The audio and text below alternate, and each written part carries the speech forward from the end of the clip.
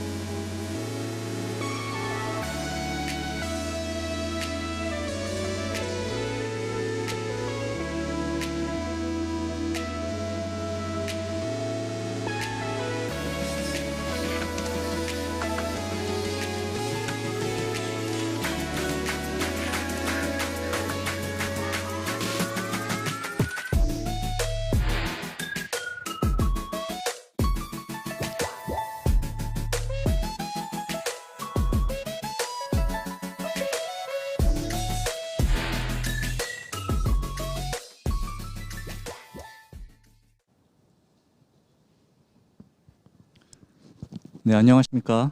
강남구청과 한국엔젤투자협회가 주최하는 2021 스타트업 온라인 세미나 1차 교육 사업계획서 작성 방법이라는 주제로 여러분을 만나 뵙게 되었습니다. 저는 오늘 사회를 맡은 한국엔젤투자협회의 고한신 대리라고 합니다. 반갑습니다. 4차 산업혁명이 등장하면서 핵심 기술의 출현뿐만 아니라 신사업의 등장을 촉진하는 등 주요 제품 서비스의 혁명적 변화를 촉진하는 시기를 현재 우리는 맞이하고 있습니다. 이렇게 급변하는 산업 흐름에 따라 정부뿐만 아니라 민간에서도 다양하게 창업기업 지원 방향을 모색하고 있습니다. 성장하려는 의지가 있는 창업자 그리고 예비 창업자를 발굴하고 실제 성장에 필요한 요소들을 지원하는 체계를 구축하는 것이 절실히 요구되고 있습니다. 이러한 변화에 맞추어 오늘 교육 행사는 민간 VC들이 사용하고 또 살펴보는 사업계획서가 과연 무엇인지, 기존 사업계획서의 초점이 현재 트렌드에 맞게 어떻게 진화되고 있는지를 여러분과 함께 알아보고자 합니다.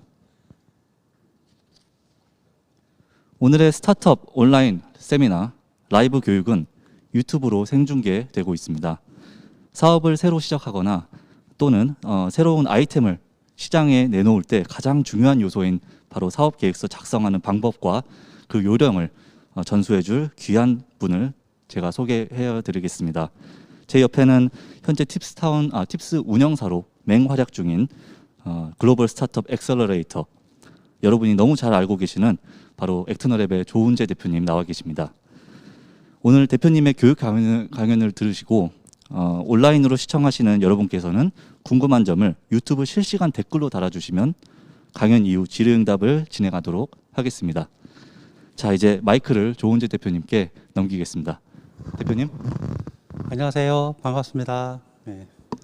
이렇게 귀한 자리에 초대해 주신 강남구청 그리고 구청장님, 엔젤투자협회 우리 고영하 회장님과 또 많으신 분들, 그리고 또 이 자리에 참석하셔서 유튜브 시청이나 다양한 방법으로 저의 이렇게 대단한 말이 아닌 것 같지만 그래도 제 강의를 들어주시는 여러분들이 주인공이고 여러분들께 감사 인사를 드립니다. 한 번 더 인사드리겠습니다.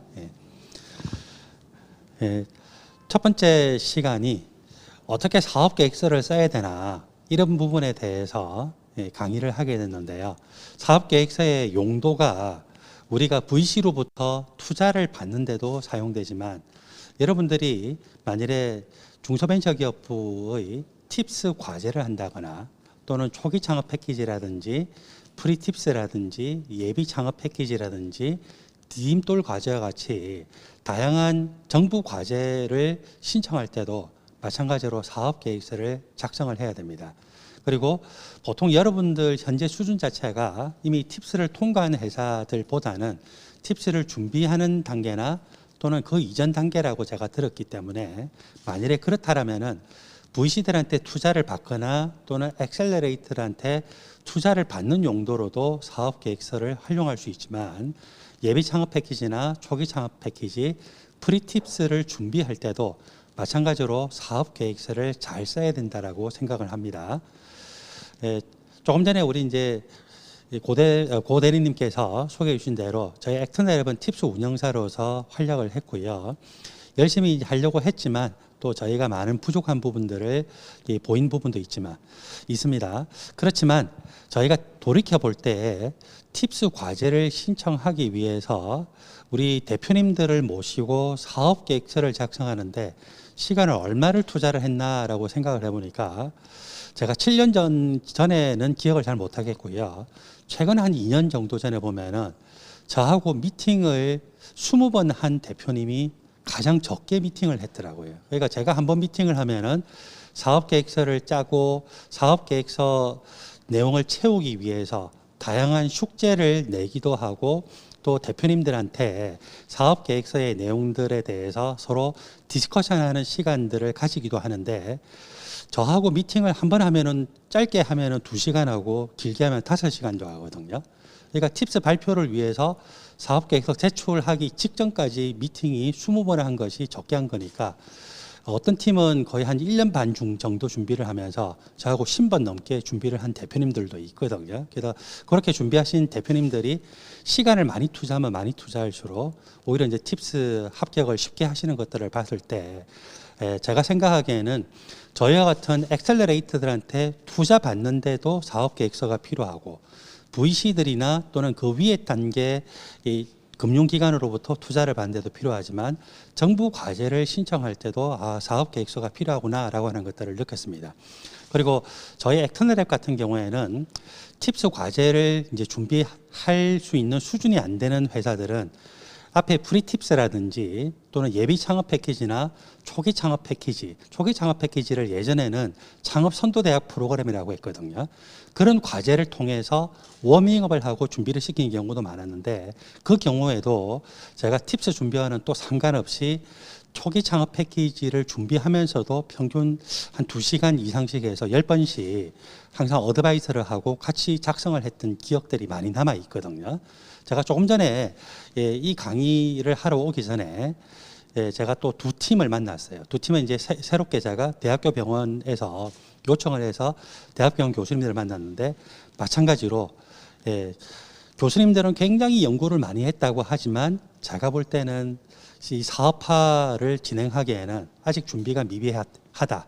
그렇게 해서 제가 프리팁스라든지 초기 창업 패키지를 먼저 지금 추천을 하고 오는 길입니다. 그래서 아마도 그 교수님들에 대해서 저희가 회사를 설립하고 사업 계획서 작성하는 것을 돕게 되면은 팁스 이전만 하더라도 조금 전에 이야기했던 대로 20분 이상으로 굉장히 많이 준비를 해야 될 것 같고, 프리팁스나 또 초기 창업 패키지 프로그램을 위해서 사업 계획을 짜는 데도 시간을 많이 투자해야 될 것이라고 생각합니다. 예, 여러분들 혹시 자료를 좀 받아보셨으면은 사업 계획서를 쓰는 내용에 대한 것이 절반이고, 그리고 그 앞에 내용이 절반이거든요. 그러면 앞에 내용이 왜 필요하냐면은 사업 계획서가 그냥 나오는 것이 아니고, 여러분들이 전체적으로 현재 시대가 어떻게 흘러가고 있고, 그러면 그 시대를 바탕으로 해서 VC들이 선호하는 트렌드가 있어요.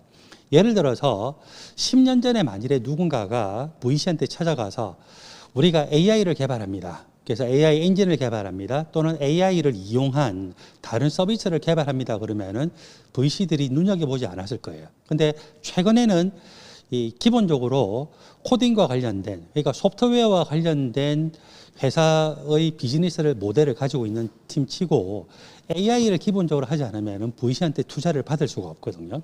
VC한테 투자를 못 받는다는 것은 팁스 심사위원들도 절반 이상이 VC들입니다. 따라서 팁스조차도 통과를 하기가 어렵겠죠. 그래서 여러분들이 시대를 한번 읽고 넘어가자라고 하는 의미에서 제가 빠르게 설명을 하고 사업계획서에 대해서 시간을 좀 더 투자하도록 하겠습니다.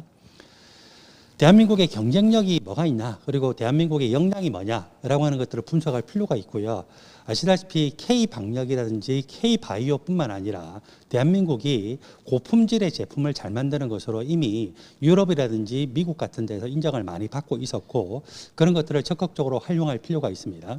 그리고 세 번째 내용에서 많은 그 창업팀들이 사실은 연구 개발자에서부터 시작하는 경우가 많은데, 그분들이 어떤 오류를 범하고 있는가에 대해서 소개를 하고 난 다음에 마지막에 제가 사업계획서 작성하는 부분에 대해서 소개하겠습니다. 우리나라가 연구도 잘하는 걸로 알려져 있고, 또 우리나라에 유명한 대학들이 많이 있죠. 그래서 그 대학들과 연구기관들이 좋은 SCI 논문들을 발표하는 것도 알고 있습니다. 그리고 우리나라가 전 세계에서 10위권 경제 규모를 가지고 있다는 것들도 여러분들이 매스컴을 통해서 잘 알고 있습니다. 2016년도에 우리나라 총 R&D 비용을 얼마를 썼는가를 봤더니 미국이나 중국보다는 아직도 차이가 많이 납니다. 한 6분의 1, 7분의 1밖에 안 되지만 우리나라가 전 세계에서 5위 정도를 차지하고 있고요. 이것이 작년 기준으로 2020년으로 보더라도 대략 5위권 정도를 형성을 하고 있습니다. 그리고 SCI 논문 같은 경우에는 SCI급 논문이 발표되고 난 다음에 2년 뒤에 전체적인 통계가 나오거든요. 그래서 2018년도와 2017년도의 통계를 봤더니 큰 차이가 없기 때문에 제가 2017년도의 통계를 가지고 말씀을 드리는데, 우리나라가 R&D 자금 쓴 거에 비하면은 한 등수가 떨어졌지만 한국이 SCI급 논문을 쓰는 내용들을 보면은 꽤 많이 쓰고 있는 것을 볼 수가 있죠. 근데 이것도 미국이나 중국하고 비교해 보면은 대략 6분의 1에서 7분의 1 정도밖에 안 되는 걸 알 수가 있고요. 2019년도 것이 최근에 결과가 나왔습니다. SCI 논문 수를 봤더니 중국이 드디어 약 40만 건 이상을 넘어가면서 중국이 미국을 추월했다고 합니다. 그리고 좋은 SCI급 논문들은 얼마나 다른 사람들이 인용을 하는가도 중요한데, 논란의 여지가 있긴 있지만 어쨌거나 간에 그 인용 지수에서도 중국이 미국을 능가했다고 합니다. 그래서 우리가 항상 고려해야 될 것이, 전 세계에서 그냥 G2라고 하지만 실제로 R&D 자금을 쓰는 거나 SCI 논문의 내용들이나 질을 봤을 때 중국이 정말 무시할 수 없는 대국이구나라고 하는 것들을 인정할 수밖에 없고요.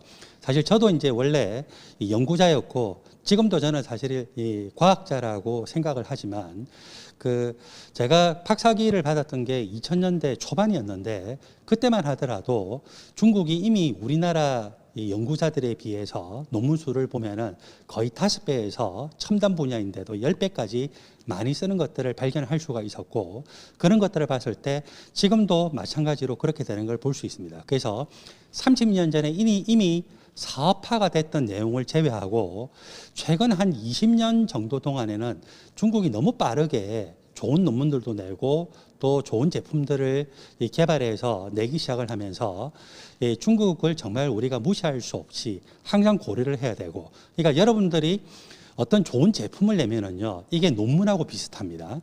여러분들이 뭔가의 기술을, 예를 들어서 AI 기술을 이용해서 헬스케어에 사용한다 라고 해서 어떤 한 분야를 정했다고 가정해 봅시다. 한국에 여러분들의 경쟁자가 있을 수 있어요. 근데 한국에 여러분들의 경쟁자와 여러분들 팀을 포함해서 중국에도 이 논문에 비례한 것 같이 대략 6배에서 7배 정도의 팀들이 있습니다. 마찬가지로 미국도 6배에서 7배 정도의 팀들이 있고요. 그러니까 미국과 중국의 우리가 지금 사업을 영위하려고 하는 아이템, 보통 우리가 이제 첨단 기술들을 많이 이용하려고 하잖아요. 그 분야에 대해서 따져보면은 미국과 중국을 합하면은 우리 경쟁자가 적어도 이 한국에 있는 경쟁자들 숫자의 15배 정도가 된다라고 하는 것이 통계적으로 나와 있고요. 그게 논문하고 거의 비슷하게 맞아떨어지고 있습니다. 그래서 중국의 그 경제 규모가 얼마가 되냐라고 하는 것들을 제가 2019년 기준으로 해서 인구와 그리고 이제 1인당 국민소득 GDP를 가지고서 밑에 이제 이렇게 적었었는데, 그렇게 인구수에다가 GDP를 곱하면은 그 나라 전체의 국민 총생산량 정도가 나오게 되는데, 그것이 미국에 비해서 대략 한 60%에서 70% 정도가 되죠. 그런데 이거를 미국의 경제 성장률 대략 2%, 중국의 경제 성장률 6%에서 7%를 하게 되면은요, 이론적으로는 인구수가 변하지 않는다고 생각했을 때 대략 한 2030년 정도가 되면은 중국이 미국을 추월할 가능성이 높다라고 많은 사람들이 이야기합니다. 근데 저는 사실은 그냥 이 경제 규모를 능가한다라고 하는 것이 중요한 것이 아니고, 이미 최근에 발표했던 그 SCI급 논문의 숫자를 봤을 때 중국이 이제 미국을 추월했고, 그리고 그 인용이 되고 있는 내용들이 추월했다는 걸 봤을 때 중국이 우리와 같이 경쟁할 수 있는 아이템 그리고 사업에 대한 내용들, 이런 것들을 봤을 때 우리가 항상 그 레이더를 돌려야 될 곳이 미국과 중국 두 곳이구나라고 하는 것들을 알 수가 있고요. 그리고 여러분들이 여러 가지 사업 아이템들, 그것이 바이오 분야거나 헬스케어 분야거나 재료 분야거나 반도체 분야거나 또는 이 자율주행 자동차 분야거나 간에 그런 내용들을 쭉 돌이켜보면은 사실상 지금 중국이 미국만큼 굉장히 많은 우리의 경쟁 이 창업팀들이 있는 것들을 볼 수가 있습니다. 저는 사실 이제 코로나19 전만 하더라도 중국을 정말 많이 들락날락 했거든요. 많은 사람들이 중국에 대해서 평가를 할 때 선전에 가면은 정말 끝도 없이 펼쳐져 있는 공장지대를 볼 수가 있잖아요. 근데 사실 저는 중국을 갈 때 항상 어디를 먼저 생각해서 가냐면은 북경을 갑니다. 여러분들, 다른 나라 사람들이 한국에 온다면 어디를 와야 될까요? 수도인 서울로 오죠. 그래서 저도 이제 북경을 가는데, 북경 같은 경우에는 중국에 가보신 분들은 아시겠지만 이 북경의 중심부에 천안문이 있어요. 그리고 천안문이 있고 자금성이 있는데, 거기를 중심으로 해서 도로가 사각형으로 이렇게 환을 그리고 있어요. 그래서 1환, 그리고 바깥쪽에 2환, 3환, 4환인데 중국을 보면은 동북 쪽에 공항이 있고요. 그리고 이 4환의 서북 쪽 끝에 보면은 중간촌이라고 하는 데가 있죠. 그래서 우리나라의 이 지금 역삼동의 팁스타운과 비슷한 곳이고, 저는 사실 우리 팁스타운이 엄청나게 대단하다고 생각했던 것이 2019년도에 제가 통계를 내봤거든요. 팁스타운 그리고 이 팁스 프로그램을 통해서 얼마나 많은 창업팀들이 혜택을 받고 있고 후속 투자를 받는가를 봤더니 중간촌에도 창업거리가 있는데 중간촌 창업거리하고 거의 대등한 통계 수치가 나온 거를 제가 발견하고서, 야, 우리 대한민국의 이 팁스 프로그램이 정말 좋은 프로그램이구나 라고 하는 걸 느꼈거든요. 근데 제가 그 이야기를 하려고 하는 것이 아니라 그 중간촌에 가면은 중간촌이 생각보다 굉장히 넓습니다. 그냥 한 개의 동 정도가 아니고요. 우리나라 몇 개 구를 합한 정도라고 생각할 수가 있는데, 거기에 중국의 서열 50위 이내에 드는 대학이 20개가 넘게 있습니다. 우리나라는 대덕연구단지에 가면은 26개의 정부 출연연구소가 있거든요. 이 우리나라의 정부 출연연구소와 비슷한 그런 정부 출연연구소가 중국에는 중간촌에 80개 정도가 있습니다. 그리고 전 세계 다국적인 그런 회사들, 마이크로소프트와 같은 회사들, 이런 회사들의 중국 지사들도 북경에 가면 중간촌에 다 몰려 있고요. 그래서 거기에서 파급 효과가 굉장히 큰데, 근데 거기에 보면은 제가 좀 전에 우리나라의 서울대학교라든지 카이스트에 준하는 대학의 수준을 이야기했잖아요. 거기가 이제 20개가 넘게 몰려 있는데, 자, 여러분들 통계적으로 생각해 보세요. 중국은 매년 800만 명 정도가 대학교에 입학을 합니다. 수치에 따라 좀 다르긴 하지만 700만 명에서 800만 명 이상으로 보거든요.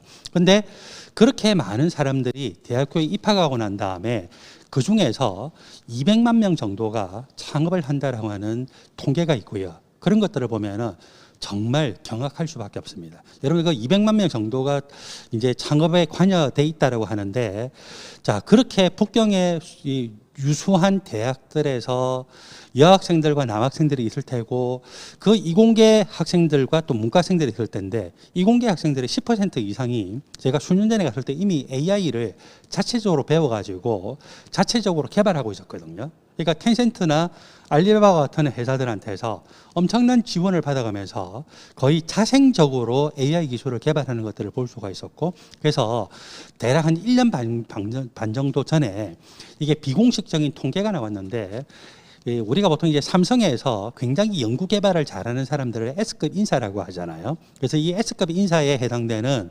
우리나라의 AI 전문가가 몇 명이 있는가를 1년 반 전에 통계를 내봤더니 대략 한 100명 정도로 유출을 했거든요. 중국은 몇 명 정도가 있었냐면 1년 반 정도 전에 이미 70배에 해당되는 7,000명이 있었고요. 그리고 그때 거의 한 80만 명 정도가 적어도 B급 이상의 수준의 AI 기술을 가지고 있다고 합니다. 그래서 여러분들이 실제로 내가 어떻게 하는가 또는 우리나라에서 어떻게 하는가도 봐야 되지만, 항상 여러분들이 기회만 있으면은 미국과 중국을 양쪽을 다 보시고 직접 또 가서 거기에서 여러분들이 그 사람들은 사업 계획서를 어떻게 쓰고 있고 어떤 투자를 받고 있고 또 제품을 어떻게 개발하고 있고 이런 것들을 보시면은 저는 굉장히 유용할 것이라고 생각을 합니다. 그래서 경제력이나 영향력을 보면은 중국이 미국에 이어서 2위라고는 하지만 여러 가지 면에서 제가 말했던 그런 요소로 인해서 굉장히 빠르게 올라오고 있고, 그래서 여러분들은 절대로 무시를 하면 안 되는 이 사업을 하는 이상은 미국과 중국 두 개의 이 나라들을 레이더를 돌리면서 보셔야 될 것 같습니다.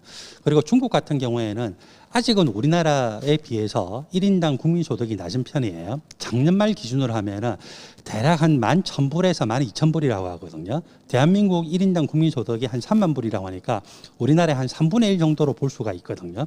그러니까 중국 같은 경우에는 국가가 주도적으로 해서 해외에 진출하게 되면은 사람들이 자기 나라에 있는 것보다는 해외 기회가 더 많기 때문에 전 세계로 더 많이 뻗어갑니다. 그래서 그런 것들이 미국이나 일본이나 유럽의 다른 나라들과 다른 점이라고 할 수가 있고요. 그래서 여러분들이 전 세계 어디를 가더라도 항상 우리하고 파트너가 될 수도 있지만 또 우리하고 경쟁자가 될 수도 있는 중국 기업들과 그 기술들의 동향에 대해서 보실 필요가 있겠습니다. 우리나라의 10년에서 20년 뒤를 보면은 제가 좀 전에 이야기했다시피 10년 뒤쯤 되면은 이미 이제 중국은 지원 수준으로 올라가 있을 거고요. 여러분들 지원 수준으로 올라가는 것보다 중요한 것이 우리나라의 1인당 국민소득이 한 3만 불이라고 했잖아요. 근데 중국의 동쪽 해안 쪽에 살고 있는 사람들 대략 한 4억 명 정도로 봅니다. 그 4억 명의 평균 1인당 국민소득이 우리나라 1인당 국민소득에 거의 육박했다고 합니다. 그래서 그런 것들을 봤을 때 정말 중국은 경쟁자이기도 하지만 한편으로는 우리 제품을 팔 수도 있는 좋은 또 마켓이다, 시장이다라고 하는 것들을 볼 수가 있을 겁니다. 자, 그래서 여러분들이 이제 하시는 분야가 다양할 수가 있어요. 근데 전체적으로 사회가 어떤 방향으로 돌아가는가에 대해서 보실 필요가 있습니다. 저희 액터널랩 같은 경우에는 블록체인이라든지 핀테크라든지 그리고 또 AI라든지 반도체, 디스플레이, 자율주행 자동차 관련된 그런 회사들도 투자를 많이 했습니다. 그런데 저희가 전체적인 통계를 냈더니 대략 한 150개 정도의 회사 중에서 90개 정도가 바이오 헬스케어, 메디칼 디바이스 영역인 것들을 알 수가 있었고요.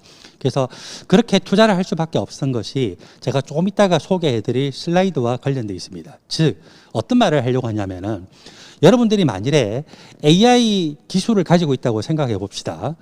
AI 회사들이 투자를 많이 받지만 결국은 이제 그 AI를 이용해서 무슨 비즈니스 모델이나 서비스를 만들어서 제품을 팔아야 되잖아요. 그때 어떤 분야의 서비스 쪽으로 여러분들 AI를 적용해서 제품을 팔까요? 그냥 순수한 IT 영역일까요? 또는 자율주행 자동차일까요? 또는 그 홈 오토메이션과 관련된 것일까요? 또는 시큐리티와 관련된 것일까요? 안타깝게도 현재 비즈니스 모델이 나오는 걸 보면은 AI라고 하는 툴을 사용하긴 하되 결국 사업화 모델로 해서 매출을 올릴 수 있는 쪽으로 가장 많이 집중하고 있는 분야가 헬스케어 분야입니다. 결국 이제 사람이 건강하게 먹고 살고 이런 영역인데 사실 집에 AI가 시급한 건 아니잖아요. 근데 질병을 진단하거나 질병을 예측을 하거나 또는 질병을 관리하는 분야는 AI가 있었을 때 굉장히 효율적으로 진행을 할 수가 있습니다. 그래서 통계적인 수치적으로 볼 때 2015년에서 2016년도 사이에 발표했지만 이 통계가 거의 지금 맞아떨어지고 있기 때문에 제가 이제 인용을 했는데 이 바이오 헬스케어 분야가 2024년도가 되면은 대략 한 2,600조 원의 전 세계 마켓 사이즈를 가진다고 하거든요. 그랬을 때 반도체와 석유화학과 같은 화학조, 여기는 전지까지 다 포함되어 있습니다. 2차 전지까지. 그리고 자동차를 합했을 때 대략 한 2,600조 원 정도가 되고요.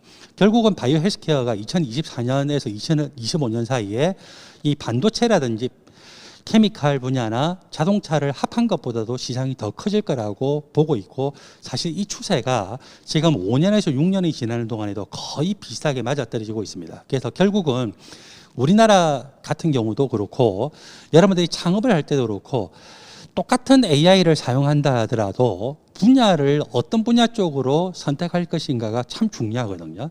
동일한 AI를 사용하지만 자율주행 자동차 쪽을 사용하게 되면은 여러분들 사실 사업화할 가능성이 적고요.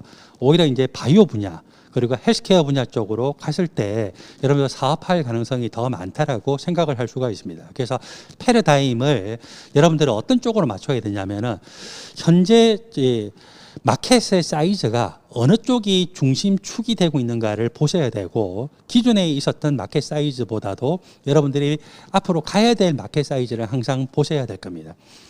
자, 여러분들 중에서 혹시 팁스 프로그램에 관심 많으신 분들은요, 우리 엔젤 투자협회를 통해서 발표하고 있거나 또는 중소벤처기업부를 통해서 발표하고 있는 팁스에 선정이 되고 코스닥에 상장된 것을 우리가 공식적으로 코스닥에 등록됐다라고 하거든요. 리스팅됐다라고 하는데 그런 회사들의 통계를 보시면은 떠오르는 회사들이 있나요? 예, 지노맨 컴퍼니라든지 뷰노라든지 이오플로라든지 이게 대략 한 5, 6개 회사들이 결국 이제 코스닥에 등록됐는데 그 회사들의 공통점이 뭔지 아십니까? 예, 순수 바이오이거나 또는 바이오 헬스케어 분야입니다. 저는 보통 이제 바이오 영역을요, 순수 바이오 영역과 두 번째는 메디컬 디바이스 영역과 세 번째는 원격 의료와 같은 헬스케어 분야로 이렇게 나누는데, 예, 어쨌거나 간에 바이오 헬스케어 분야 쪽으로만 결국 이제 상장이 된 것들을 볼 수가 있고, 그것이 지난 15년 동안에 코스닥에 등록되어 있는 매출이 없는데도 특례적으로 상장을 시켜주는 제도가 있거든요. 그래서 기술 평가를 해서 그걸 이제 우리가 기술 평가를 줄여서 기평이라고 그러는데 기평에서 높은 등급을 받고 이 회사가 포텐셜이 있습니다라고 하고서 결국 이제 기술 평가를 위주로 해서 그리고 회사가 앞으로 몇 년 사이에 문을 닫을 염려가 없이 자본력을 축적을 했습니다. 즉 VC로부터 투자를 많이 받았다는 거죠. 그렇게 해서 회사를 상장시켜준 데들을 기술 특례 상장으로 하는데 안타깝게도 기술 특례 상장이 됐던 회사들의 80% 이상이요. 평균적으로는 다 바이오 헬스케어 분야입니다. 그리고 재밌게도 작년 9월에 이오플로라는 회사가 상장하기 전에는 기술 특례 상장이 됐던 바이오 헬스케어 분야가 다 순수한 바이오 회사였거든요.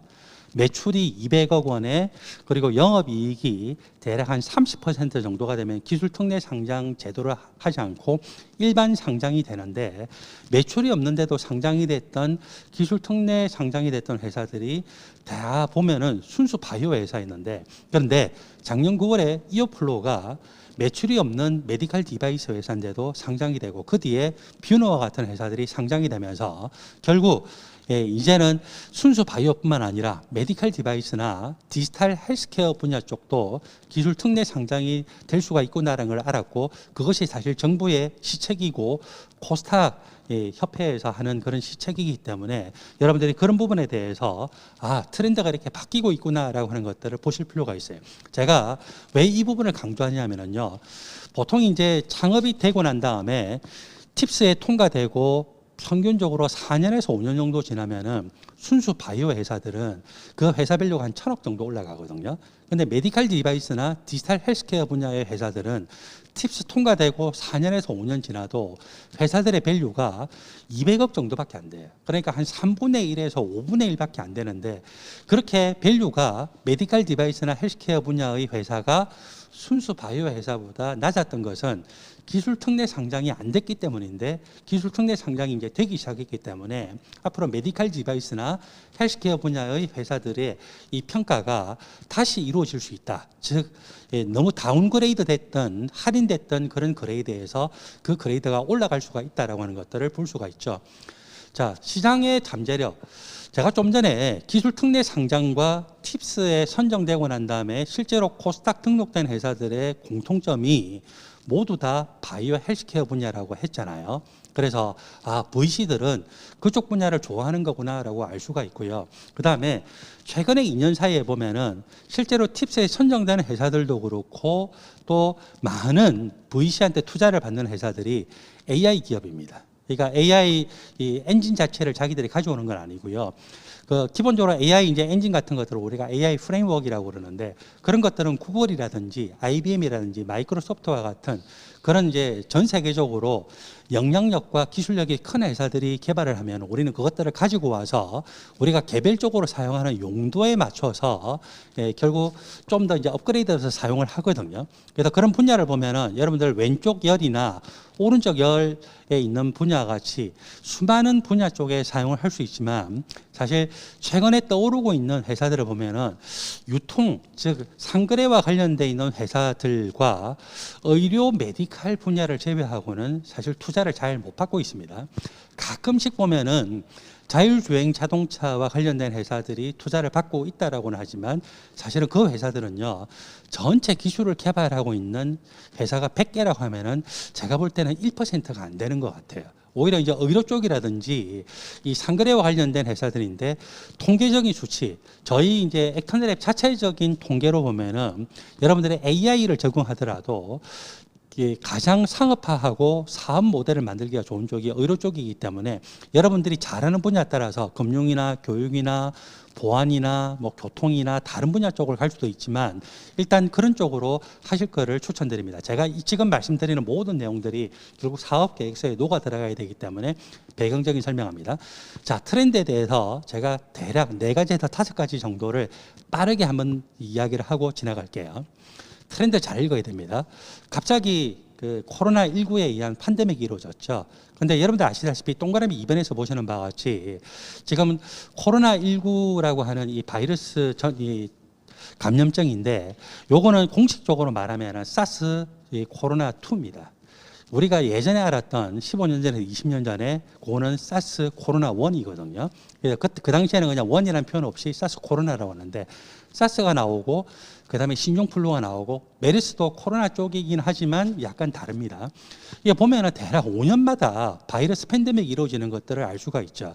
그래서 이 작년 초에 바이러스 팬데믹이라고 하는 것들을 WHO가 공식적으로 발표하기 전에 우리나라에 진단 키트를 만드는 수많은 회사들이 있거든요. 그런 회사들이 너무 영세하고 돈을 벌기 어려웠지만 그렇지만 결국은 여러분들이 잘 아시는 바와 같이 이 많은 회사들이 결국 이제 진단 키트와 관련해서 떼돈을 번 것들을 아실 수가 있고 마스크 회사들도 작년 초까지만 해도 수많은 회사들이 문 닫느냐 또는 한계 상황에 도달했다 이런 표현들이 있었는데 원래 마스크를 생산하고 있던 회사들은 작년 초에 수개월 동안에 엄청난 돈을 벌었다는 것들을 알 수가 있습니다. 그래서 것이다라고 이야기를 하고 있고요.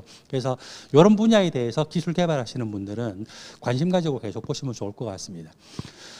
쿠팡이 결국 나스닥이 아니고 뉴욕 증시에 상장이 됐죠. 그리고 뉴욕 증시에 상장이 되면서 그 밸류가 예상했던 밸류보다도 6배에서 7배 정도 더 높게 상장이 되고 그렇게 완전히 스타로 떠올랐다는 것을 여러분들이 잘 알고 계십니다. 그런데 쿠팡이 지금으로부터 7년 전, 8년 전에는 어땠을까요? 또는 코로나19 팬데믹이 이루어지기 전에 쿠팡에 대해서 많은 신문 보도에 보면은 어떻게 계속 이 쿠팡이라고 하는 회사가 적자를 보고 있는데 이 회사에 투자자가 할 수가 있겠냐.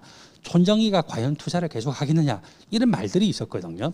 그러니까 즉 쿠팡이라든지 마켓컬리와 같은 회사들이 이 적자가 계속 나는 상태에서도 이 회원 수를 계속 올리고 있었고, 이게 사실 동그라미 3번에서 보시는 바와 같이 우리나라의 전통적인 비즈니스 모델로 보면은 비정상적이었어요. 그런데 어쨌거나 간에 코로나19로 인해서 좀 더 많은 효과가 나긴 했지만 결국 이제 이런 모델들이 통한다는 것들을 알았고요.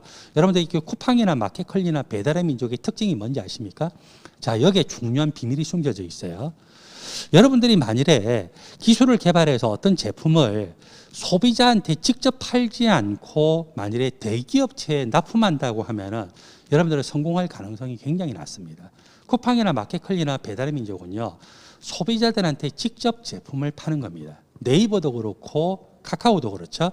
그러니까 최근에 우리가 최근 20년 정도를 봤을 때 정말 시장 파괴력이 큰 회사로서 투자도 받으면서 성공한 회사들은 대기업체들한테 납품하는 형태의 B2B 개발이 아니었고 B2C 사업 모델을 만들므로써 성공했다라고 하는 것들을 볼 수가 있고, 그래서 저도 많은 스타트업들한테 멘토링을 하면서 가능하면은 대기업체한테 납품하는 것이 아니라, 왜냐하면 대기업체들이 안 사주면은 우리가 개발한 것이 무용지물이 될 수가 있거든요. 소비자들한테 만일에 직접 만들어 팔 수 있다. 여러분 만일에 마스크를 만든다고 생각해 봅시다.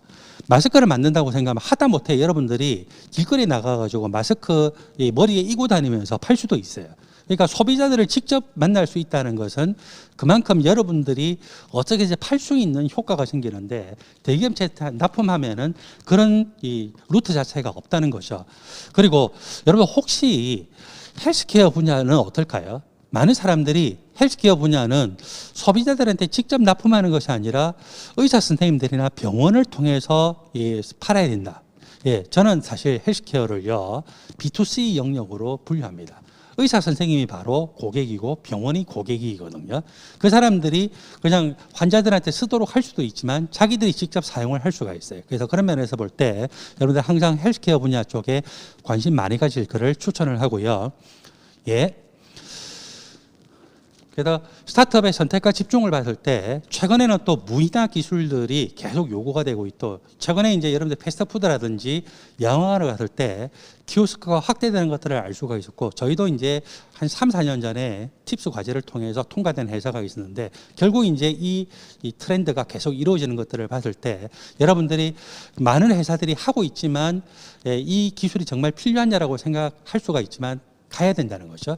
그리고 네 번째 케이스를 볼까요? 네 번째 케이스를 가만히 보면은 여러분 혹시 VR이나 AR에 대한 니즈에 대해서 사회적인 이슈가 됐던 것이 몇 년도인지 기억나십니까? 페이스북이 VR에 대해서 막 강조를 하면서 홍보를 했을 때가 대략 한 2015년도였거든요. 그리고 나서 VR 그리고 그 다음에 증강현실에 해당되는 이 AR 쪽으로 생각보다 개발도 많이 안 됐고 투자자들도 많이 관심을 가지지 못했어요. 그런데 코로나19에 의해 가지고 완전히 이 반강제적으로 비대면 교육이 이루어지게 됐고, 그러면서 이 새로운 시장이 열리게 됐고, 그래서 투자자들이나 많은 회사들이 VR, AR이 할 수 있는 영역에 한계가 있다는 것 때문에 관심을 많이 거둬들였다가 갑자기 이쪽으로 관심을 많이 가지기 시작했습니다. 마지막으로 제가 헬스케어를 계속 강조하는데, 대학병원 교수님들은요 헬스케어 분야에서 본인이 계속 좋은 논문들을 씁니다. 그래서 환자분들을 치료하면서 가지게 된 환자의 빅데이터를 가지고서 많은 좋은 논문을 쓰고 그걸 가지고서 사업화할 수 없을까라고 생각을 하고요. 따라서 대학병원의 교수님들이나 대학병원에는 엄청난 빅데이터가 쌓여 있습니다. 이런 빅데이터를 이용하게 되면은 질병의 예측이나 진단이나 치료나 관리에서 굉장히 유리한 고지에 갈 수 있는데, 이 빅데이터도 데이터의 양, 그러니까 필터링 되어서 정렬된 좋은 데이터의 양에 따라서 그 정확도가 달라지는데, 예를 들어서 어떤 사람이 대장이 문제가 있다라고 했을 때 그 정렬된 필터링 되어 있는 데이터가 만일에 1000개가 있다면은 정확도가 90%가 안 됩니다. 근데 그 데이터가 10,000개가 있으면은요 정확도가 92%에서 95% 사이가 됩니다. 데이터가 5만 개가 넘어가면은요, 그 정확도가 98% 이상이 되고 그것은 어떠한 대학병원의 교수님보다도 더 정확해지죠. 그래서 여러분들이 만일에 AI 분야라든지 여러 가지 빅데이터 관련된 사업을 한다라고 했을 때 이 헬스케어 분야는 대학병원의 교수님이고 그 분야마다 그 전문가 교수님들이나 전문가 그룹들이 다 있어요. 그래서 그분들에게 찾아가서 여러분들이 데이터를 활용할 수 있는 것들을 많이 고려하면 좋을 거다라고 생각하고, 예를 들어서 대학병원 교수님들과 접촉해서 내가 AI를 이용한 헬스케어 분야를 하고 싶은데 그런 데가 있냐? 과연 내가 대학병원 교수님들 쉽게 만날 수 있냐? 예, 만날 수 있는 루트가 그냥 병원 찾아가면 만나기 어렵고요. 여러분들이 그 분야에 학회를 참석하면 교수님들의 논문 발표하는 거나 또는 교수님들이 참관해서 듣고 있는 것을 통해서 쉽게 만날 수가 있고, 여러분들이 그런 부분에 대한 도전 정신만 있으면 얼마든지 가능하다라고 생각을 합니다. 그래서 헬스케어 분야 쪽으로만 생각해 보면 많은 사람들이 기존 유형에서는요, 본인이 먼저 사업 계획서 짜고 어떤 제품 개발할 거다. 근데 이 제품 개발할 때요, 자기가 갖고 있는 기술 위주로 생각합니다. 그래서 나중에 개발 어느 정도 해놓고 교수님들한테 가보면은 이 유즈빌리티 테스트라고 그러죠. 사용 적합성에 대해서 교수님들이 의문점을 제기하게 되고 따라서 그냥 폐기되는 경우가 많습니다. 그래서 여러분들이 컨셉을 가지고 기초적인 특허를 출원할 때부터 그런 전문가들, 헬스케어 분야는 대학병원의 교수님이고 또 다른 분야 쪽도 일단 특허를 먼저 출원하고 난 다음에 찾아가서 같이 콜라보 할 거를 추천을 드립니다. 자, 고령화 저출산 시대 이 부분에 대해서 준비하는 것도 여러분들한테 좋은 이 사업 아이템이 될 거라고 생각하고요. 연구자들의 올해에 대해서 간단하게 이야기해 볼까요? 보통 이제 박사학위를 받거나 교수 연구 활동을 하다 보면은 자기가 실적들을 많이 가지고 있죠. 근데 사람들이 항상 사업 아이템을 정할 때 자기가 익숙한 연구 영역이나 실적을 바탕으로 해서 사업 아이템을 생각하는 경우가 많습니다. 근데 실제로 그걸 가지고 사업을 하려고 하다 보면요, 시장의 니즈하고 불일치하는 경우가 많죠. 그래서 저도 나름대로 특허도 많이 쓰고 SFCI 논문도 많이 썼지만 제가 엑셀러레이터 대표로서 활동하면서 많은 창업팀들을 돕기 시작하면서부터는 제가 가지고 있는 특허에 대해서 관심 안 가집니다. 실제로 어떤 제품을 개발할 건가라고 생각해 보면은 진짜 그런 기술을 가지고 있거나 특허를 가지고 있는 데를 검색을 해서 찾아가지고요, 사가지고 와서 사업화를 하려고 합니다. 그래서 자기 거에 매이면은 사업과는 상관없는 일들이 갈 수가 있고요. 집단 연구자들이 있죠. 교수님들의 연구 그룹이나 또는 많은 사업 아이템을 정하는 사람들도 자기들이 가지고 있는 게 많다고 그래요. 여러분들 사업 계획 썼을 때 가장 주의해야 될 게 뭐냐면은 자기가 갖고 있는 기술이나 아이템이 많아가지고 그거를 다 발표하려고 합니다. 그러면은요, VC들이나 또는 제가 아까도 얘기했다시피 팁스라든지 초기 창업 패키지를 하는 심사위원들은 도대체 당신이 앞으로 1년 뒤, 2년 뒤에 뭘 사업화하려고 하세요? 디테일을 내놓으라고 하거든요. 그러니까 우리는 내가 가지고 있는 게 많고 그리고 내가 연구해 놓은 게 많기 때문에 그 모든 것들을 다 발표하려고 합니다. 저도 사실 심사위원으로 많이 가거든요. 국가과제.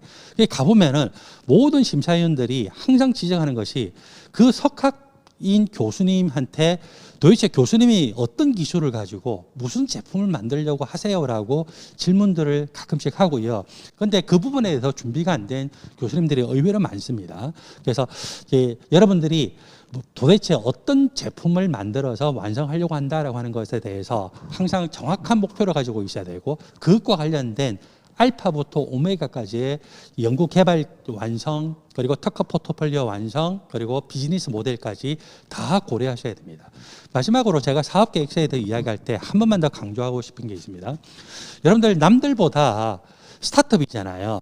한 발짝 앞서면 안 됩니다. 한 발짝 앞서면은 그 제품이 소비자들에게 팔리기 전에, 즉 소비자가 그 제품을 찾기 전에 여러분들이 너무 오래 기다려야 돼요. 그러면 이제 돈이 없어가지고 결국 사업에 실패하는 경우가 많죠. 그렇다고 해서 대기업들이 앞서 나가는데 여러분들 반발짝이나 한 발짝 뒤처지면 어떻게 될까요? 당연히 안 되겠죠. 그래서 저는 항상 남들보다 반발짝 앞서야 된다고 생각하고, 그것이 제가 앞에서 이야기했던 여러 가지 세계적인 추세라든지 사회적인 흐름이나 니즈 같은 것들을 파악하는 것과 관련돼 있다고 생각합니다.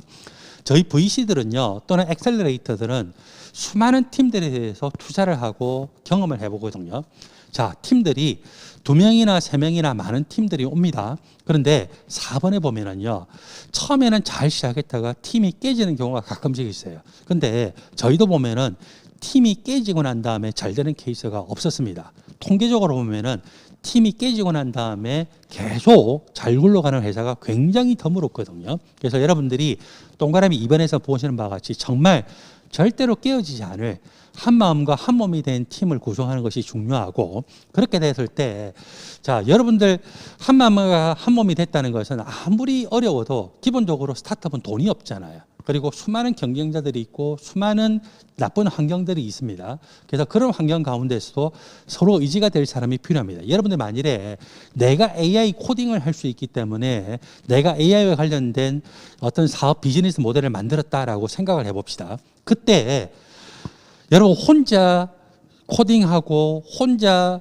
이 VC들 만나면서 투자 유치하려고 하고 혼자 정부 과제 신청하려고 하고 안 됩니다. 사람 만나면요, 진 다 빠져가지고 정부 과제 한번 신청할 때마다 여러분 진 빼야 되고, 그리고 VC 한번 만날 때마다 나쁜 소리 또는 부정적인 소리 들으면서 진 다 빠지거든요. 그래서 여러분들이 그런 부분 때문에 역할 분담을 할 수 있는, 제가 보기에는 가장 좋은 팀 멤버가 3명인 것 같아요. 2명은 좀 모자라는 것 같고 4명은 오히려 너무 많아서 2대2로 쪼개질 가능성이 많고, 그리고 예, 여러분들 바이오 분야든 ICT 분야든 간에 여러분들 팀원 중에서 유능한 개발자가 한 사람 있는 것이 좋습니다. 그렇게 해야 개발에 대해서 외주 용역을 주지 않고 자체적으로 진행할 수 있습니다. 마지막으로 이거는 이제 캐릭터, 성격과 관련됐는데 스태미나가 정말 중요합니다.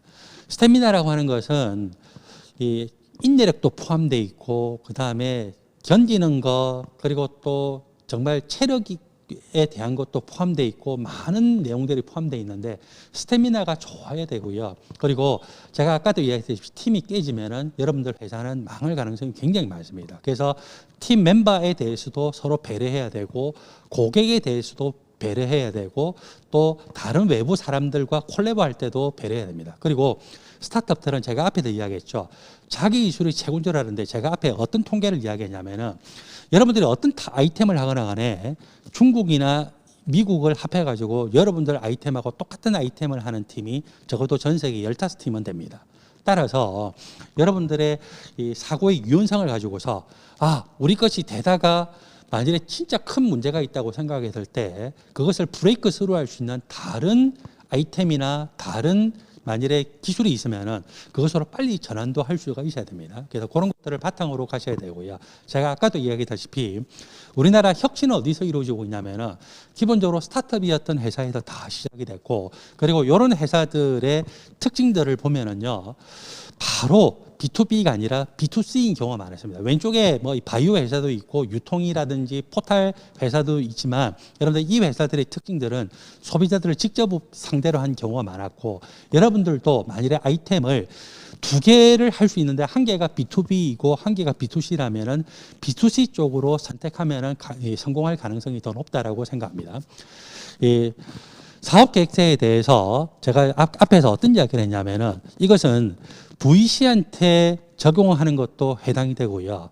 여러분들이 국가과제는 팁스도 일종의 국가 R&D 과제입니다. 그래서 팁스라든지 초기 창업백기라든지 다른 이 연구재단이나 과기정통부 과제, 산자부 과제, 보건복지부 과제, 이런 과제를 쓸 때도 사업화 과제와 관련해서는 마찬가지라고 생각할 수 있습니다. 요즘에는요, 사람들이 사업계획서에 대해서 지난 한 10년 정도 동안에 스토리텔링 이야기 많이 하잖아요. 근데 스토리텔링을 이야기하다 보니까 도대체 이 사업계획서에서 이 기술이 뭐냐, 그러니까 우리가 어떤 제품을 팔려고 하냐라고 하는 것들이 앞뒤를 봐도 잘 없어요. 그래서 여러분들이 사업계획서를 쓸 때 스토리텔링으로 하는 것도 좋지만 요즘에는 이제 누구나 다 스토리텔링으로 이야기를 하거든요. 제 생각에는 첫 번째 장에 자, 우리가 어떤 제품을 만들어서 팔려고 합니다라고 제시를 해야 돼요. 그때 이건 이제 팁스 통과해서 지금 후속 주제도 받고 잘 나가고 있는 한 팀의 것인데, 밑에 여러분들 자료에 보시는 바와 같이 첫 번째 슬라이드예요. 우리가 이런 거 만들려고 합니다. 그리고 오른쪽 밑에 보니까 뭐가 있나요? 이 제품의 특징들이 다 나열이 돼 있죠. 물론 팁스 과제를 신청할 때 부분적으로 돼 있었던 것도 있고 목표였던 것들도 있거든요. 그래서 이런 식으로 첫 번째 장에 적어도 우리 제품이 뭐 하는데 사용된다, 그 다음에 이 특징이 뭐다라고 하는 것들을 한번 두 갈식으로 머릿말 형태로 해서 강조를 할 필요가 있습니다. 그리고서 기술의 철학에 대해서 이제 사람들이 스토리텔링 할 때는 제일 앞에 제가 앞에서 이야기했던 우리 제품이 뭡니다, 이 특징이 뭡니다 라고 이야기하기 전에 스토리텔링부터 많이 하잖아요. 제가 생각하기에는 VC들은요 스토리텔링이 필요 없습니다. 그리고 팁스 과제라든지 초기 창업 패키지를 심사하시는 VC들이나 심사위원들도 요즘에는 워낙 많은 창업팀들의 자료를 보기 때문에 사실 스토리텔링이 거의 필요가 없습니다. 지금 우리가 몇 분 지난 상태인가요? 예, 좋습니다. 그래서 기술의 철학에 대해서는 저는 말을 해도 좋고 말하지 않아도 좋다라고 생각을 하고요. 단지 이제 제가 한 팀에 대해서 소개를 하면은 이 팀은 바로 뒤에도 나옵니다. 이 스마트 마스크를 만든 회사인데 이 스마트 마스크를 만든 회사의 대표님이 중국에 있는 북동 쪽에 대학의 교수로 계셨어요. 기술대학의 교수로 계시면서 처음에 그 교수로 딱 갔을 때 너무 많은 이 매연들, 그러니까 이제 그 북동 쪽에서는 아마도 그 당시에 석탄, 특히 이제 갈탄 같은 것을 떼가지고 숨을 쉴 수가 없을 정도로 힘들었나 봐요. 그래서 그 교수님이 밑에 여러분 보시는 바와 같이 내가 진짜 이런 미세먼지들을 막을 수 있는 마스크를 만들자라고 하는 것들을 생각했고, 그러한 마스크를 만드는 것들에 대해서 테스트를 하기 위해서 대표적으로 대도시 중에서 인도 뉴델리까지 가서 미세먼지를 본인이 만든 마스크를 가지고서 얼마나 포집되는가에 대해서도 했거든요. 그래서 이런 기술의 철학이 있어도 좋지만 없어도 되는데 많은 창업팀들이요 이 기술의 철학에 대해서 너무 장황하게 이야기해요. 그래서 장황하게 하는 것보다는 저는 만일에 있다라고 하면은 한쪽 정도로 말하는 것이 좋지 않을까라고 생각을 합니다. 그래서 마스크가 작년에 나왔어요. 그래서 이렇게 해서 미세먼지를 걸을 뿐만 아니라 여러분들 가만히 보면 저 필터가 있죠. 저 필터를 통해서 코비드 19이라든지 다른 박테리아까지 다 걸러줍니다. 그래서 이런 식으로 해서 본인의 페인 포인트가 지금 시장에 미세먼지를 잘 걸러주면서도 숨쉬기가 편한 마스크가 없다라고 하는 것들을 페인 포인트를 잡아서 마스크를 만들었는데, 여러분들 혹시 KF80과 KF94의 특징이 뭔지 알죠? 일정 수준의 마이크로메타 사이즈의 미세먼지를 80%까지 걸러주면 KF80이고요. 94%까지 걸러주면 KF94거든요. 근데 KF94 또는 그 등급 위로 가면은 사실 숨쉬기가 힘듭니다. 근데 이제 이 마스크는 숨쉬기가 편리하면서도 미세먼지를 얼마나 잘 걸러줄까라고 하는데 포인트를 맞춰서 3년 전에 팁스 통과돼서 이 제품을 작년에 완성을 했고요. 그래서 현재 네이버 몰을 통해서 이 회사 제품을 팔고 있습니다. 자, 그 다음에 이제 사업 기회를 제시를 하는 건데, 여러분, 쏨샘템에 대해서 적혀 있는 그 약자들을 볼 수가 있죠. 쏨이다 그러면은 우리가 진짜 현실적으로 찾을 수 있는 시장이고, 샘 같은 경우는 그거보다 좀 더 넓은 범위, 템은 전 세계 시장인데, 보통 이제 여러분들이 VC한테 이런 쏨샘템을 제시를 하거나 정부 과제를 위해서 팁스나 초기 창업 패키지나 프리팁스 과제를 위해서 심사위원님들한테 이거 제시하면은요 대부분의 팀이 심사위원님들한테 또는 여러분 VC한테 태클 걸립니다. 왜 그러냐면은 그 창업팀의 입장에서는 가능한 한 우리의 토탈 마켓이 크다라고 하는 것들을 이야기하고 싶잖아요. 그래서 제가 아까 헬스케어 예를 들었는데, 여러분 디지털 헬스케어 시장이 현재 지금 얼마 정도 되는지 아세요? 120조 원 정도 되거든요, 전 세계. 근데 그 120조 원을 그냥 토탈 마켓으로 해서 템으로 제시하면은 제동 걸려요. 왜 그럴까요?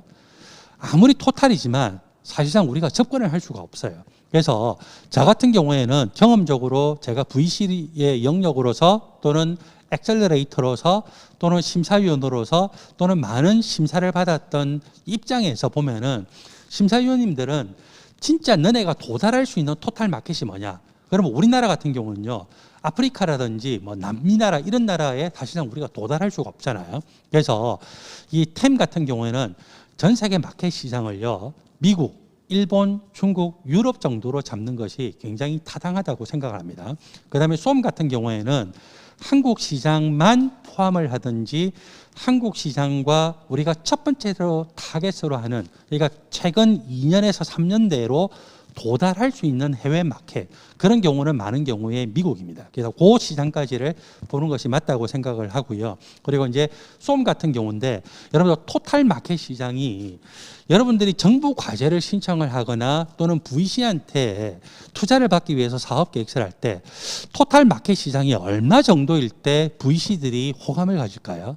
제 경험에 의하면은 적게는 2조 원에서 많게는 10조 원은 돼야 됩니다.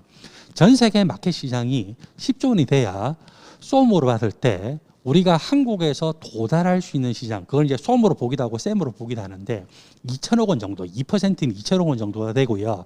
2천억 원 정도가 돼야 여러분들과 같은 스타트업이 기술 개발을 해서 시장 진입했을 때 10분의 1을 차지할 때 200억 원을 차지할 수 있다고 보거든요. 그 정도 돼야 VC가 투자합니다. 그래서 여러분들이 이 전체 사업을 할 때 어떤 기술을 개발해서 어떤 제품을 만드는 것도 중요하지만 정부 과제를 줄 때도 이게 국민의 세금으로 주는 거거든요. 그 다음에 VC들도 투자할 때 그 돈을 결국 그냥 주는 게 아니라 회수를 해야 되잖아요. 따라서 여러분들이 앞으로 투자를 받고 난 다음에 또는 정부 과제를 하고 난 다음에 그것이 2년 뒤든 5년 뒤든 간에 의미 있는 매출을 올려서 회사 밸류를 올려야만이 결국 국민의 세금으로 지급됐던, 안 그러면은 투자자들의 돈으로 지급됐던 회수가 가능하겠죠. 그래서 기술 개발도 중요하지만 항상 마켓이 뭐다라고 하는 것들을 정확하게 분류해야 되고, 그때 주의해야 될 것이 마켓을 너무 과대하게 잡으면 안 됩니다. 헬스케어 시장 뭐 120조라고 해서 디지털 헬스케어 시장 전체를 마켓으로 잡으면 안 된다는 것을 조심을 하셔야 되고요. 경쟁 제품에 대해서 우리 제품이 가진 경쟁력이 뭐냐? 예, 기술이나 가격이나 뭐 IP나 또 기능이나 이런 것들 말하는 건 다 기본이고요. 제가 한 이제 2, 3분 내로 마치도록 하겠습니다. 그때 조심해야 될 게, 우리 보통 가격 경쟁력을 이야기할 때 경쟁사 제품이 1억 원이니까 우리는 5천만 원에 팔면 됩니다. 이거는 굉장히 안 좋은 거예요. 왜냐하면은 여러분들 이 메디컬 디바이스로 전 세계 가장 유명한 회사 중에 두 개가 메드트로닉이라는 회사하고 잔슨앤잔슨의 의료 메디컬 분야거든요. 걔들이 1억 원에 파는 거를 그냥 자기들이 5천만 원에 만들어서 1억 원에 판다라고 착각하시면 안 됩니다. 사실은 걔들은 500만 원이나 1000만 원에 만들어 가지고 가격의 정책을 가지고서 1억 원에 팔 뿐이거든요. 그래서 우리가 그 회사들보다 절반 가격에 파니까 가격 경쟁력이 있다 그러면은 거의 팁스나 프리팁스나 또는 초기 작품 패키지 할 때도 VC들한테 거의 제동 걸리고요. 그리고 VC들한테 투자 받을 때 마찬가지입니다. 그러면은 우리가 가격 경쟁력으로 했을 때 어느 정도만큼의 생산할 수 있어야 되냐면은 우리가 목표로 하는 가격의 10분의 1 정도로 만들 수 있어야, 그제서야 심사하시는 분들 또는 VC들은요 수긍을 해준다라고 하는 사실들을 기억을 하시기 바랍니다. 우리 회사 제품의 현재 상태를 열거를 해야 되겠죠.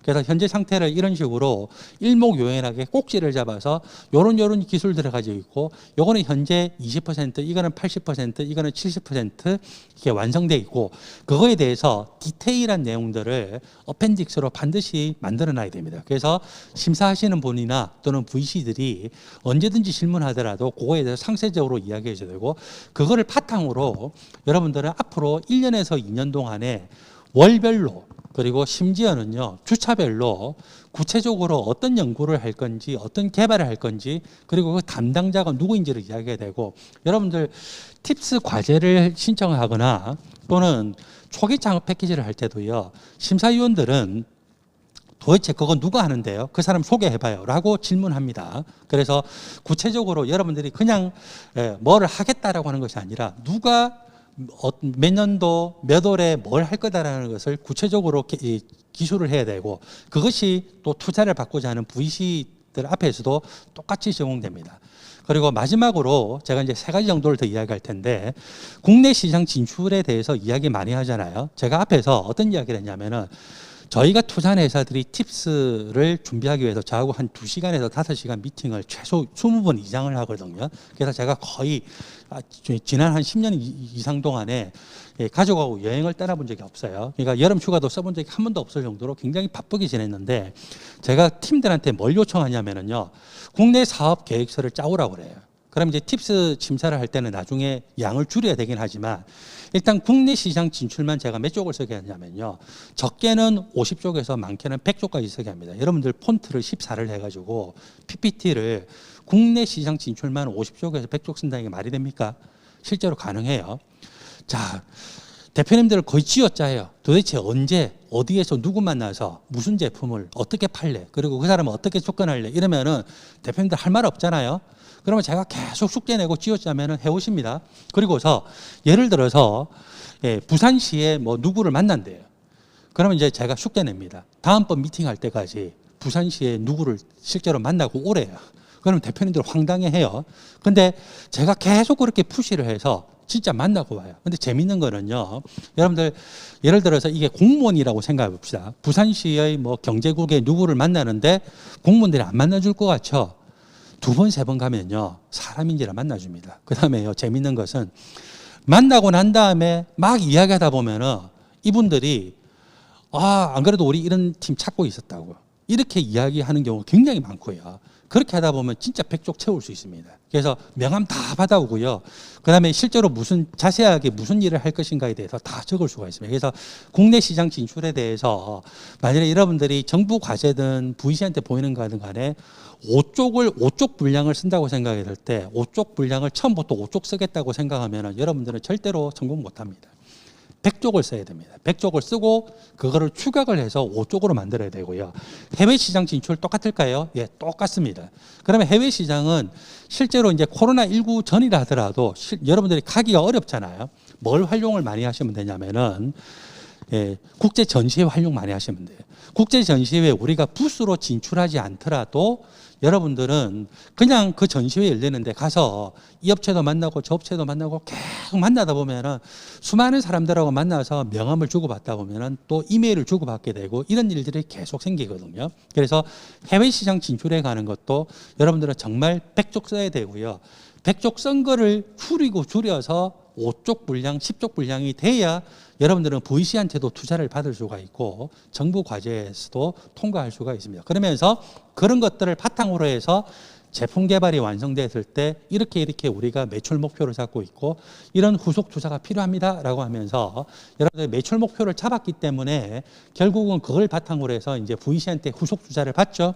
또는 정부로부터 연구 과제 돈을 그랜트를 받을 수가 있어요. 그랬을 때 그 R&D 자금이든 안 그러면 투자금을 가지고서 뭐를 할 것인가에 대해서 아주 구체적으로 적어야 됩니다. 그래서 그렇게 구체적으로 적고 난 다음에 마지막으로 여러분들이 진짜 그런 것들을 할 수 있는지 팀 역량을 소개해야 되는데 제 경험에 의하면은 팀 역량을 너무 이렇게 표처럼 많이 적다 보면은 사람들이 한눈에 보기가 어렵거든요. 그래서 이제 저희는 많은 경우에 정부 과제 신청하거나 VC들한테 여러분들이 사업 계획서를 발표할 때 핵심 멤버들, 그 다음에 여기는 핵심 멤버 중에 카운셀러나 어드바이저도 포함되어 있습니다. 그래서 그런 사람들이 어떤 네트워크 역량을 가지고 우리한테 뭘 해줄 수 있는지에 대해서 적으라고 합니다. 그리고 정부 과제 신청할 때는요, 반드시 고용 창출에 대한 로드맵을 제시를 할 수가 있어야 되겠죠. 그리고 결국 투자자들이 여러분들한테 왜 투자를 할까요? 또는 정부 과제 심사위원들이 여러분들을 왜 붙여줄까요? 예, 여러분들이 매출을 올리거나 또는 이익을 남겨가지고 그 돈을 회수할 수 있게 만들어줘야 되겠죠. 그래서 그런 엑시트 전략까지 이야기해 줘야 됩니다. 긴 시간 동안에 감사합니다. 예, 여러분들 사업계획서에 대해서 구체적으로 질문들을 해주시면 제가 아는 범위 내에서 구체적으로 하나하나 다 설명해 드리도록 하고요. 아마도 제가 사업계획서를 검토하는 회사들이 대략 한 6,000개 이상 기업이었던 것 같고 실제로 팁스 과제나 정부 과제를 해주면서 사업계획서를 저는 사실 그냥 숙제만 하는 게 아니고 같이 쓰거든요. 그래서 사업계획서를 실제로 써준 개수로 따지면 200개 이상이기 때문에 여러분들이 사업계획서와 관련해서 질문하시면 대답을 좀 많이 해드릴 수 있을 것이라고 생각합니다. 감사합니다. 네, 이것으로 대표님의 강연 시간을 마치겠습니다. 조은재 대표님 사업계획서 작성 방법에 대한 트렌디한 강연 다시 한번 감사합니다. 지금부터 이제 온라인 참석자분들의 질의를 좀 보도록 하겠습니다. 유튜브 댓글로 올라온 질문을 제가 좀 살펴보도록 할게요. 네, 워렐스님이 질문을 주셨는데요. 정부 과제를 위한 사업 계획서와 그리고 민간 투자를 위한 사업 계획서의 차이점을 좀 쉽게 설명해 주실 수 있냐라고 좀 말씀 주시기 바랍니다. 일단 민간 투자를 위한 사업 계획서의 가장 큰 핵심은 매출 목표를 세우고 그 매출 목표를 어떻게 달성할 것인가가 가장 중요합니다. 여러분 아시다시피 민간 투자자들은요, VC 경우에는 자기들이 투자를 하고 난 다음에 평균 3년 정도 뒤에 돈을 회수할 계획을 세우거든요. 그래서 안타깝게도 VC들은 얼리 스테이지의 회사들의 투자를 잘 안 합니다. 왜냐하면 자기들은 3년 뒤쯤 되면은 돈을 회수할 수 있어야 투자를 하려고 하는 경향이 강하거든요. 여러분 뒷 배경을 볼까요? VC들이 투자를 하면은 그 투자금은 결국 어떻게 됩니까?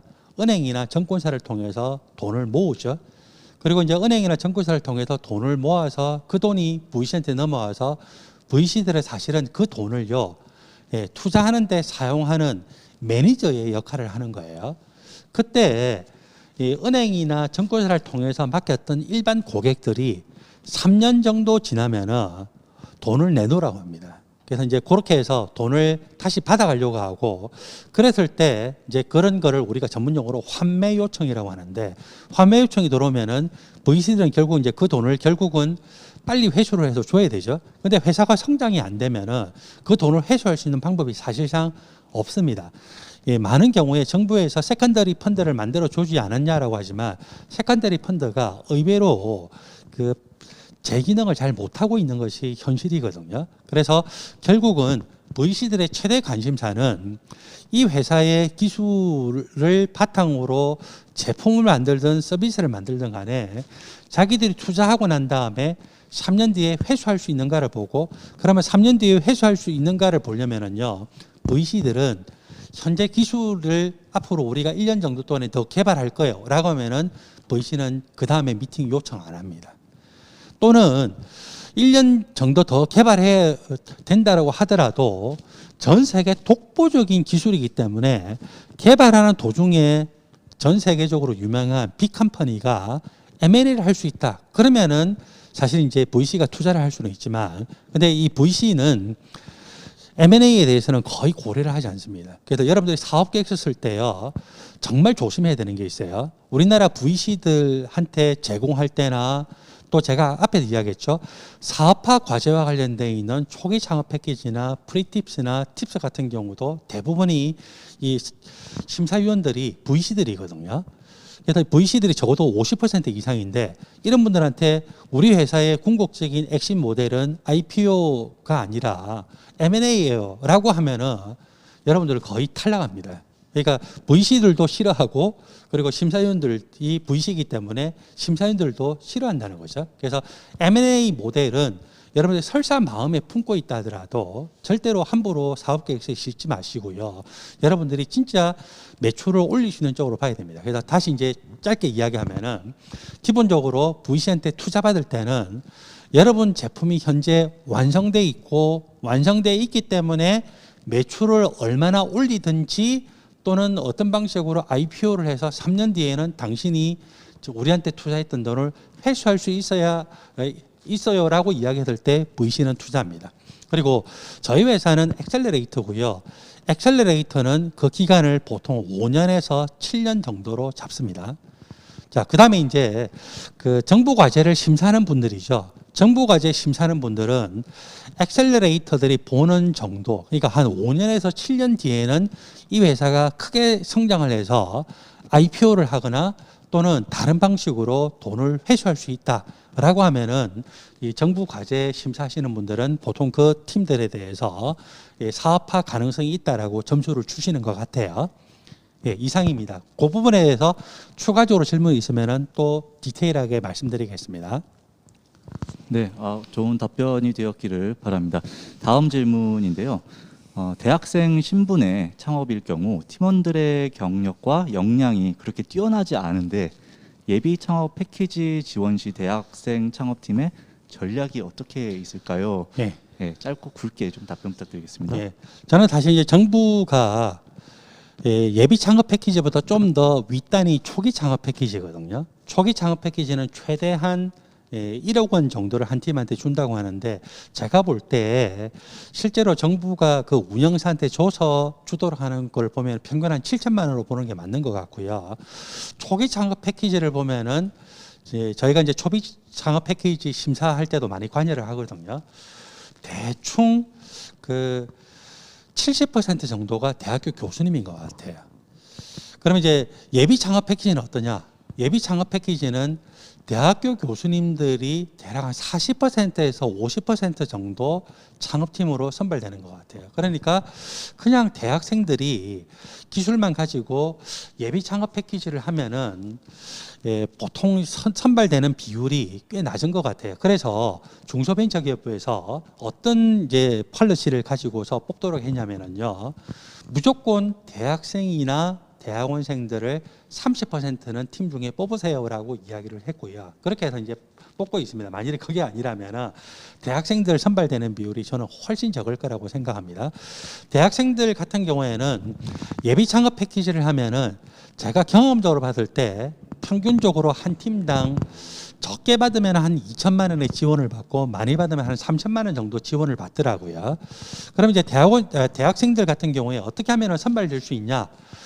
안타깝게도 예비 창업 패키지나 초비 창업 패키지는 특허 출원 이전에 그냥 팀이 만들어지지 않은 예비 팀 같은 경우에도 원래 선발하게 돼 있거든요. 근데 요즘에는 워낙 경쟁률이 치열해가지고 여러분들 그냥 예비 팀인 경우에는 선발될 가능성이 적은 것 같아요. 그래서 일단 회사를 법인을 설립을 하고, 법인 설립하고 난 다음에 여러분들이 혹시 그 사업하려고 하는 분야에 독점성이 참 중요하잖아요. 우리가 하는데 남도 할 수 있다 그러면 누가 투자를 하겠습니까? 그러니까 투자자들이 투자를 안 하는 거는 정부 과제 심사위원들도 사실 뽑아주기가 어렵거든요. 그렇기 때문에 여러분들이 특허 출원을 예비 창업 패키지 같은 경우에는 1개에서 2개 정도는 해야 선발될 가능성이 전 높다고 생각하고요. 초기 창업 패키지는 그거보다 좀 더 높습니다. 팁스 과제 같은 경우는요, 이게 꼭 통계적으로 옳은 건 아니지만 제가 생각할 때 안정적으로 팁스 과제에 선정될 수 있는 팀은 이 특허 출원을 해서, 자, 그 사업 분야입니다. 그 사업 분야에서 특허 등록된 것이 1개에서 2건 정도 있어야 돼요. 그리고 특허 출원된 것이 5건에서 10건 정도는 돼야 팁스에 선발될 수가 있습니다. 초기 창업 패키지 같은 경우는 출원된 특허가 등록되지는 않았더라도 적어도 2개 이상은 돼야 된다고 저는 생각하고요. 예비 창업 패키지라 할지라도 여러분들이 사업 아이템으로 잡는 분야에 대해서 아이디어만 가진 것이 아니라 그 아이디어를 바탕으로 출원한 특허가 1개 이상은 돼야 된다고 생각합니다. 그래서 대학생들 같은 경우에는 팀이 또 구성이 돼야 되겠죠. 그래서 두 번째로 팀이 구성이 돼서 그냥 혼자 한다라고 하면은 잘 안 될 것 같고요. 확실하게 CTO 역할을 하는 사람, 그 다음에 CEO의 역할을 하는 사람, 그 다음에 그 2가지 역할을 반씩 이상 해주는 사람에서 3사람 정도 되면은 예비 창업 패키지에 대한 가능성이 높을 것이라고 생각합니다. 그래서 정리해 보면은 여러분들이 일단 법인을 만드세요. 그리고 여러분들이 특허 출원을 해 놓으십시오. 그리고 그 특허 출원해 놓은 걸 바탕으로 해서 우리가 예비 창업 패키지를 하는 대략 한 6개월에서 8개월 기간 동안에 추가적인 특허 출원을 2개를 이렇게 해서 우리가 이 아이템으로 또는 이런 제목으로 이런 내용으로 하겠습니다라는 계획이 있어야 되고, 그리고 여러분들이 각자의 역할들이 정확하게 정해져야 됩니다. 그리고 예비 창업 패키지나 초기 창업 패키지도요, 사실 제가 보기에는 팁스 심사위원들이 가서 똑같이 초기 창업 패키지나 예비 창업 패키지 심사를 하는 경우가 꽤 많거든요. 그래서 여러분들이 사업 계획에 대해서 디테일한 내용들을 가지고 있어야 될 거라고 생각합니다. 그리고 선발될 때 또 중요한 게 있으면은 이 순수한 코딩, 소프트웨어 같은 경우에는 눈으로 보일 수 있는 게 없잖아요. 손으로 만질 수가 없잖아요. 그래서 여러분들이 예비 창업 패키지가 사실은 예비 창업자를 위한 거지만 적어도 워킹 프로토타입은 아니더라도 손으로 만지작거릴 수 있는 뭔가 하드웨어가 있으면은 선발될 가능성이 더 높은 것 같습니다. 감사합니다. 네. 대학생이나 이제 예비 창업자 그리고 창업을 꿈꾸는 대학생들한테 아주 좋은 조언이 되지 않았나 싶습니다. 그리고 질문을 주신 짱님께 다시 한번 감사드립니다. 일단 시간 관계상 마지막 질문 하나만 딱 하고 이제 행사를 마무리 짓도록 하겠습니다. 이분은 이제 존우님께서 질문 주셨는데요. 현직 스타트업 대표님이십니다. 네. 음악 심리를 활용한 모임 서비스 플랫폼을 준비 중에 계시고요. 네. 21년 초기 창업 패키지를 준비 중에 있는데 네. 코로나로 인해서 실질적인 판매를 많이 못 하고 있습니다. 예. 예. 근데 현재 이 서비스를 온라인으로 모임을 진행할 수 있도록 전환하고 있는데요. 네. 이런 경우 사업 계획서에서 어떤 부분을 강조하면은 작성하면은 좋을까요?라는 질문을 네. 주셨습니다. 네. 음악 심리 쪽이었나요? 음악 심리를 네. 활용한 모임 서비스 플랫폼입니다. 네. 일단 이제 비대면이긴 하지만 그 현재 상태에서 우리가 음악 심리 쪽으로 해서 매출을 올리려면은 결국 여러분들 아시다시피 소비자가 그 제품의 효용 가치를 인정을 해야 되잖아요.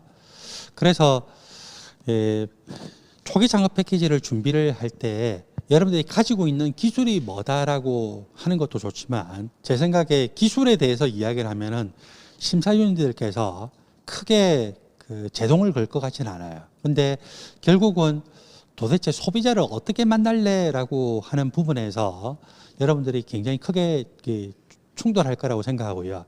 제가 바로 조금 전에 질문에서 그 이야기 했잖아요. 사실 팁스가 될 만한 회사가 초기 창업 패키지가 되고요. 초기 창업 패키지가 될 만한 회사가 예비 창업 패키지가 되는 것 같더라고요. 그러니까 우리는 팁스보다는 초기 창업 패키지가 그레이드가 낮고 초기 창업 패키지보다는 예비 창업 패키지가 그레이드가 낮으니까 이 예비 창업 패키지는 좀 쉬울 거고 초기 창업 패키지는 조금만 더 준비하면 될 거야라고 생각을 하잖아요.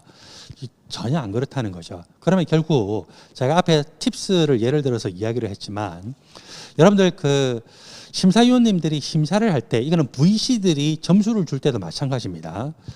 저희 같은 이제 투자 회사들도 기본적으로 심사역들이 창업팀이 왔을 때 점수를 주고 점수가 일정 수준 이상이 돼야 그제서야 진짜 투자할 거냐 말 건가에 대해서 열띤 토론을 하게 되거든요.